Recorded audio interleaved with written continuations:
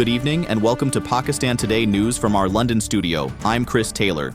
We begin with developments from the Middle East, where Iran's top diplomat Abbas Araghchi has described a deadly school strike as what he called a calculated assault by the United States amid ongoing U.S.-Israeli military operations. Tehran insists it will not back down and has rejected any ceasefire terms, stating that around 250 students and teachers have been killed in strikes on educational facilities during the conflict. Iranian authorities further allege that more than 120 museums and historic sites have been damaged, prompting widespread international concern and condemnation. Meanwhile, former U.S. President Donald Trump has criticized NATO allies for what he described as providing no meaningful support as he delays further strikes on Iranian energy infrastructure while still pursuing diplomatic channels. Turning now to Pakistan's diplomatic efforts, Islamabad's role in the Middle East crisis is receiving growing international recognition. Prime Minister Shehbaz Sharif held a telephone conversation with Kuwait's Crown Prince, who reportedly expressed full support for Pakistan's mediation efforts between the United States and Iran. Pakistan reaffirmed its commitment to regional peace during the discussion and condemned recent escalations. The two sides agreed on the importance of sustained diplomatic engagement, while officials in Islamabad say Pakistan is now helping facilitate indirect communication between Washington and Tehran,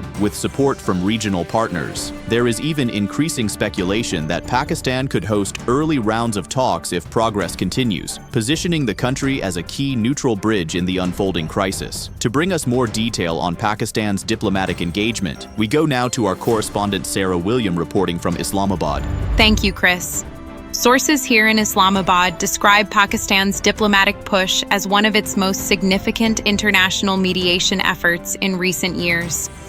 Officials say the government has been in continuous contact with multiple regional stakeholders to maintain open communication channels between Washington and Tehran. The call with Kuwait's Crown Prince is being viewed as an important endorsement of Pakistan's neutral position.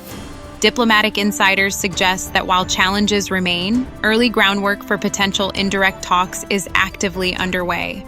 There is also a strong emphasis on maintaining balance, as Pakistan seeks to avoid alignment with any single bloc while promoting de-escalation in the region. Thank you, Sarah. Moving on, China has strongly rejected reports alleging that one of its major semiconductor companies supplied equipment to Iran's military. Beijing has dismissed the claims as false and disinformation, following U.S. accusations that Chinese firms were supporting Iran's military-industrial capabilities. Chinese officials reiterated that their cooperation with Iran is strictly limited to lawful commercial trade and fully complies with international regulations.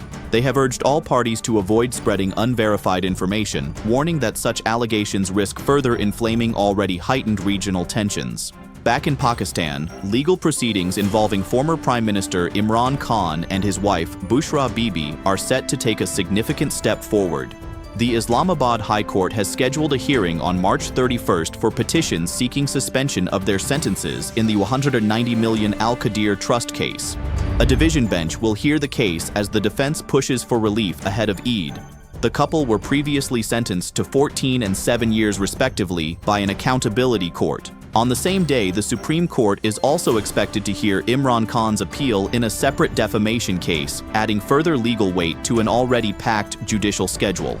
In economic developments, the Federation of Pakistan Chambers of Commerce and Industry has strongly condemned recent statements targeting Pakistan's GSP Plus status with the European Union. The controversy emerged after remarks allegedly linked to Qasim Khan and Zulfi Bukhari at a UN Human Rights Council event, though fact checks have dismissed the claims as false. Business leaders have warned that any attempt to undermine GSP Plus could have serious consequences, stressing that nearly 37% of Pakistan's exports go to the EU, supporting around 3 million families. They reaffirmed that safeguarding this trade framework is critical to national economic stability. Pakistan is also facing renewed diplomatic and economic scrutiny, with concerns emerging over its broader international trade standing. Officials have rejected what they describe as coordinated attempts to weaken the country's position in global trade systems. Meanwhile, business circles have voiced concern that any disruption to preferential access could impact exports and employment. Analysts say Pakistan's ability to maintain compliance with international obligations and preserve credibility will be crucial in the coming months as it navigates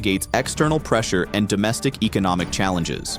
Finally, the Pakistan Meteorological Department has forecast rain and thunderstorms in Karachi and several parts of Sindh as a westerly weather system moves across the region.